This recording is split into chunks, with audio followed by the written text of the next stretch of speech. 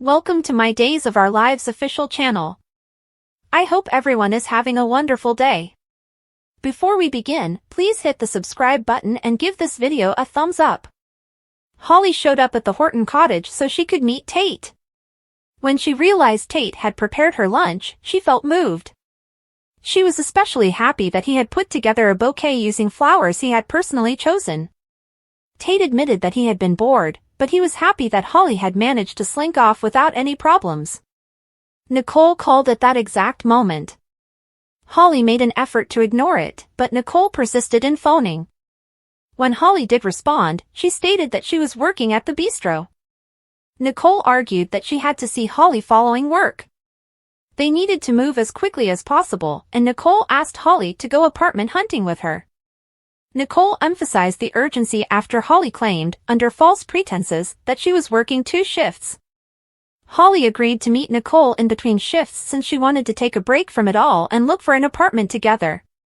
Tate and Holly decided to make the most of their limited time, so they ate lunch and relaxed since they wouldn't be bothered for a few hours. Tate reported that he was content with his stay in the cabin and even felt at home. They even had enough solitude, he said, to go out on the town, which Holly did until she had to go see Nicole. Tate used his iPad to read about his mother's most recent controversy when he was by himself.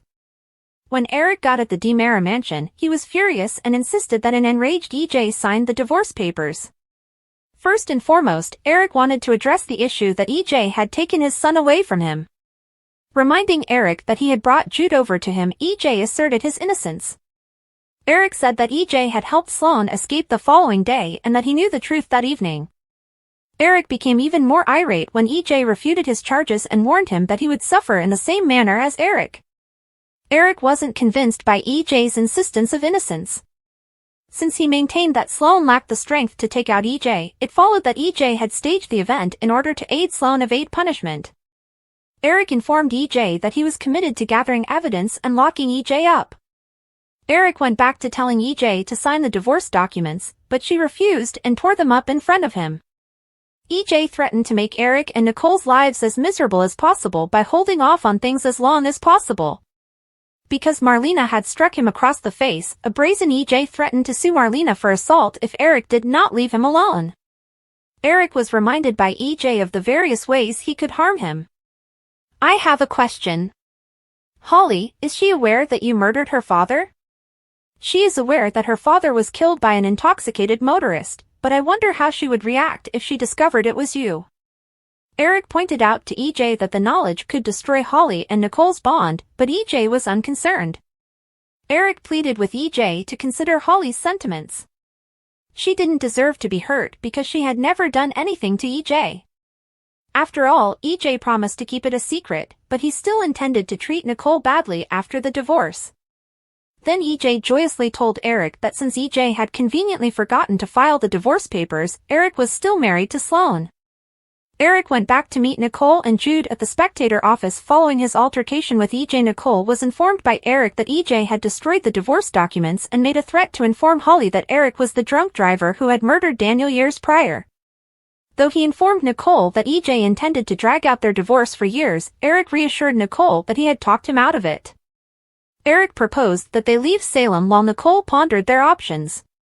Nicole, Holly, and Jude may accompany Eric if he accepted the position in Paris.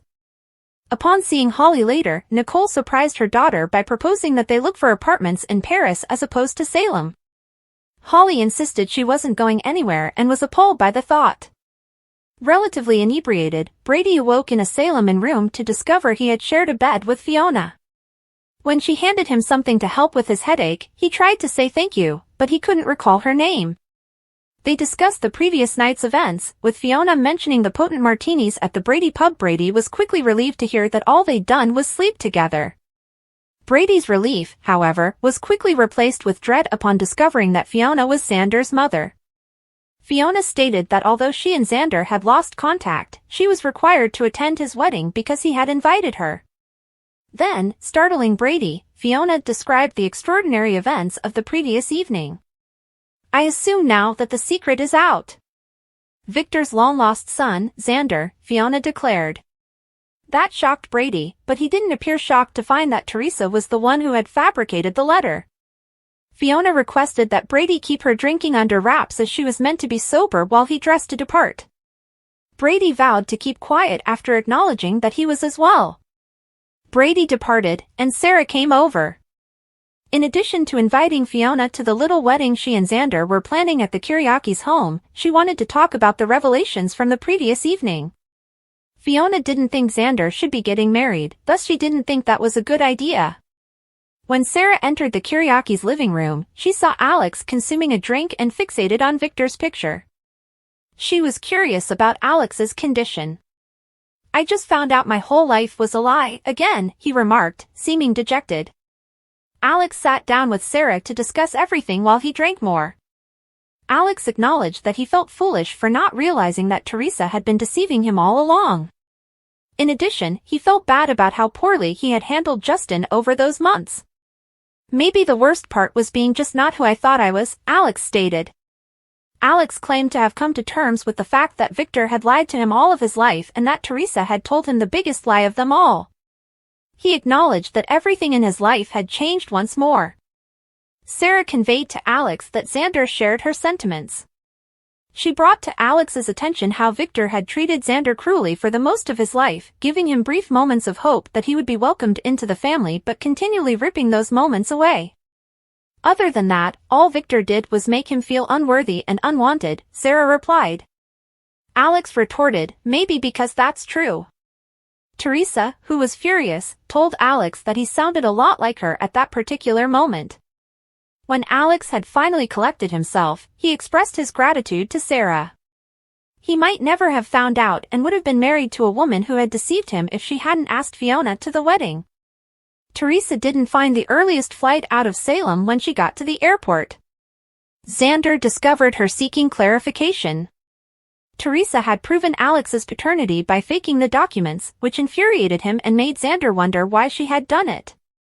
Xander questioned, "Do you really hate me that much?"